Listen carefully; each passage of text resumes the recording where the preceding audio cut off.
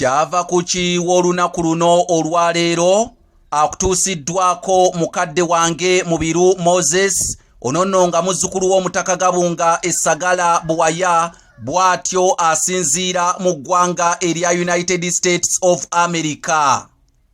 Kyava kuki omukulu w'ekika ky'Olugave okumuyita Indugwa. Bassebo ne bannyabo mu mpadde ekyanya ow'amalibu kyawa ennoga anti nabagamba olaba omugagga atwagga omanyirawo nti yatindika emitala kyengedde. Mutumye muzzukulu wa jjajjaawe kulya bigagu era bwe mutyo omutisse Mulalusanja anti agaliba amayingo gasiŋŋaanibwa bukata nawankubadde nkabira mulegete oyo tasobola kuggwako nnaku. Bassebo ne bannyabo byanzi bya mulagga tebiggwamu nsunono analya ku ggu ey'ennage tagirinda kufuuka muzima bw'ati anyugunyizaawo enkolombojjo mu nsagasaga z'omuwafu bw'atyo n'atera ayiwa ekibinja kulya Buganda. Ye bannange embeebaze ntya nze naye mwebale okumpa ekyanya ow'amalibu kyawe ennoga nange olwaleero nzina jejjerebu era bwe ntyo mwana wattu ekyamazima ndi wano genyeenya ge gali namunye ganyeenyezaamu mugga anti n'anaanyumya takeerewangako namunye olugwa ku njunga ekireka akuba. Omusango twagwoleza lubaga ebiwalaata ne bijjula entuuyo naye njagala njijewo ekyange ng'omwana alina nnyina tannajja. Kyava kuki omukulu w'ekika ky'Olugave era nga be bakojja ng'abanzaala okumuyita Indugwa. Bassebo ne bannyabo kinajjukirwa ekitiibwa ky'obwandugwa kyava munnange ku mukulu w'ekika ky'Olugave gwe baali bayita Mukiibi Ssebukko era ng'ono ye mutandisi era jjajja w'ekika eky'Olugave. Ebyafaayo bikinoganya nti Mukiibi ono oluvannyuma eyafuna erinnya erya Ndugwa munnange yali akolera Kabaka Bemba Musota n'abamu bagamba yali katikkiro wa Kabaka Bemba Musota. Naye Mukiibi ono yatuuka ekiseera munnange n'akyawa ebikolwa bya Bemba Musota n'agamba sijja kukolera musajja atulugunya abantu atta abantu n'olw'ensonga eyo anze sigenda kuddamu kubeera nti nno mukolera. Mukiibi mu biro ebyo yabeeranga ku mutala oguyitibwa Ddundu era oluvannyuma kwe yazaalira mutabani we gwe baali bayita Kyabasinga kati ow'essiga eddamba mu kika eky'Olugave. Bw'atyo Mukiibi yagenda okulaba nga Bemba Musota ebikolwa bye munnange tabitegeera bulungi akoza abantu akajiri munnange abazinyisa engera afuuyira enseenene ku mmindi abazinya oluguje wamma ddala abaliisa akakanja abayimbi endubaale nga byonna bisoko mu lulimi Oluganda ebitegeeza okubonyaabonya omuntu. Kale bw'atyo Mukiibi ye yagamba nti bino sibirinde ekibi kigwana wala.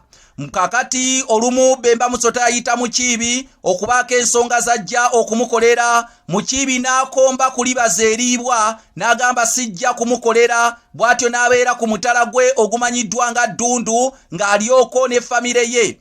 Bw'atyo gundi Mukiibi Bemba Musota n'agamba nti ono tagunywa guwanda mpita atya Mukiibi okujja tubeeko bye twogera ate nga ye katikkiro wange wabula Mukiibi n'agaana.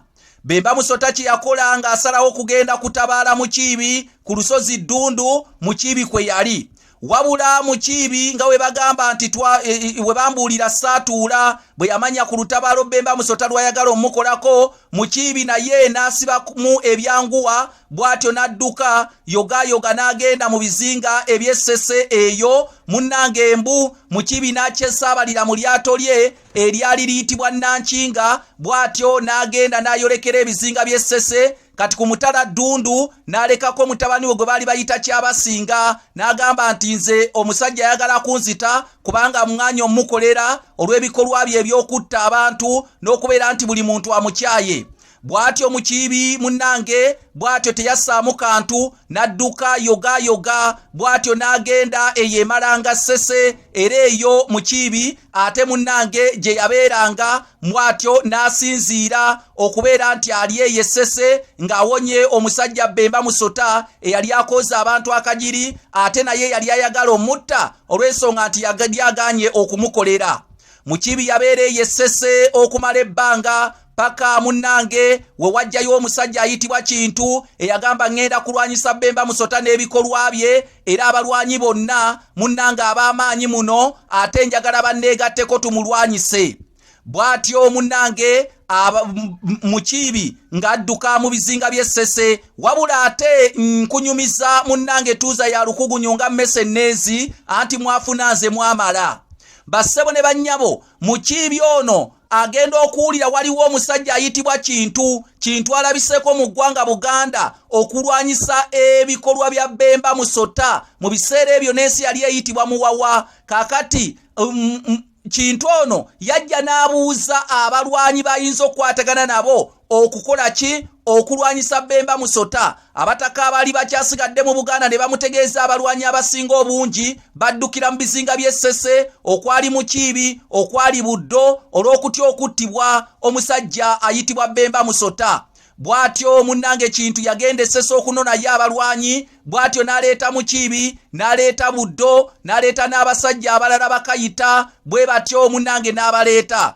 Naye ebyafaayo bitugamba nti omusajja eyawungulanga Kintu okumutwala mu bizinga by'Essese ye Kalyango Owengo ebuvvi eyo munnange ye yawungulanga Kintu okumutwala ate mu bizinga by'Essese era yamuwunguliranga mu lyato lye bali bayita Ntamunnyangu. Abaganda gye bagereesaako nti bagitenda njo. Abaganda gye bagereesaako nti Ntamunnyangu bagitenda njo. Bassebo ne bannyabo nkyakujjira. Bw'atyo munnange Kintu n'agenda Essese n'anonayo Mukiibi n'abalwanyi abalala okujja okutabaala Bemba Musota. Era olutabaalo ebyali mu lutabaalo byali bingi, naye kankulage nga Bemba Musota kubanga bano abatabaazi bawangula Bemba Musota era ne bamuwangula ku lusozi Naggalabi kwe yali ali. Bw'atyo munnange abatabaazi bano bonna bwe batyo Kintu n'abasiima nnyo omukwatizaako mu lutabaalo lw'okutta Bemba Musota. Bw'atyo yalagira abatabaazi era abatabaazi bonna babawa ebyalo kwe babiina okusenga. Wabula mukadde waffe ono gwe baali bayita Buddo baamuwa olusozi oluyitibwa Buddo okulukuuma era olusozi olwo lwayitibwanga Naggalabi. Wabula olw'okubeera nti Buddo ono yeenyiga mu lutabaalo lw'okutta Bemba Musota, kale nno ne bamuwa olusozi olwo abeere ng'alukuuma era ne balwogerako ng'olusozi lwa Buddo nawankubadde lwali luyitibwa Naggalabi. Wabula ate gundi Kintu n'amugamba naye ogenda kubeera ku lusozi luno abantu tebaakunobeeko tebaakuddukeko nga we banobye ku Bemba Musota abadde ku lusozi luno. Buddo yaddamu n'abagamba ekintu kimu nti tebanobeeko ssebo, kati ne bamukazaako erya Sebanobe. Tebanobeeko ssebo ne bamukazaako erya Sebanobe n'abeera nga ye Sebanobe Buddo. Bassebo ne bannyabo tuddidde ejjinja limuli ebinyonyi bibiri olw'ensonga ebyo basomesaako nnina bingi n'ebyafaayo bya Buddo mbitegeerera awo, naye nkyali ku lwa Bemba Musota awamu ne Kintu n'abazirabe. Kakati ye Mukiibi ow'olugave kye baakolanga Kintu amugamba noonya mu nsi eno yonna nga we tuwangudde ensi, noonya ekyalo ekikusanyusa w'oba osenga. Mukiibi bw'atyo yalonda ekyalo ekiyitibwa Kapeeka kiri wano Buloba mu Busiro n'agamba kyekyalo ekinsanyusizza. Kintu n'amugamba genda osenga okwo kubanga Bemba tumuwangudde ate mmwe mubadde bazira abayina okufuna ebyalo, genda osenga okwo. Wabula Mukiibi kyatamanya nti wadde yalonda ekyalo Kapeeka naye waliyo ekyalo ekirala ekyali ekirungi ekisinga Kapeeka, anti atannayitaayita yatenda nnyina okufumba. Ye yalowooza nti ekyalo Kapeeka kye kisinga okuba ekirungi era bw'atyo kye yalonda. Naye Mukiibi ono yali muyizzi. Olumu yayigga okuva awo e Kapeeka n'ayigga ng'ayolekera Mawokota n'atuuka ku mutala oguyitibwa Ssekiwunga eyo e Katende mu Mawokota. Kati bwe yatuuka ku mutala Ssekiwunga ng'ate ku Ssekiwunga walungi nnyo ate okusinga Kapeeka we yalonda. Kakati n'agamba nti guno omutala mulungi nnyo singa Kapeeka. Kati wano wendigwa ku Ssekiwunga e Kapeeka balizzaayo Luwanga. Wano wendigwa ku Ssekiwunga e Kapeeka balizzaayo Luwanga. Era mu linnya Ndigwa mwe mwava erinnya Ndugwa baamukazangako Wendigwa. Kati erinnya Ndugwa batugamba lyafuuka bufuusi nga liva mu kigambo Ndigwa, naye nga lyali Ndigwa ne balifuula ne libeera Ndugwa. era bwekityo bwe kyali ku kapeeka kwe yagwa ekapeeka bazzaayo Luwanga era Oluwanga lwa jjajja waabo Olugave mu Kiibi Ssebuko luli kapeeka mu Busiro kubanga yakyogeranga kiraamo ti wano wendigwa ekapeeka balizaayo Luwanga bwe gutyo bwe gwali n'erinnya Ndigwa bwe lityo ne lijja era ne mubala gwabwe mulimu Lwandugwa naye nga kyali nti wendigwa Lwandugwa lwa Katende n'ebiringa ebyo bebiri mu mubala gwabwe Olugave naye yeye yali ensibuko y'erinnya Ndigwa oba Ndugwa eriyitibwa jjajja ow'ekika eky'Olugave. Nze Kanoonya Juma omulangira Nantatembeka afubutuka ebukerekere eyo mu Busiro mulimbula bazinga.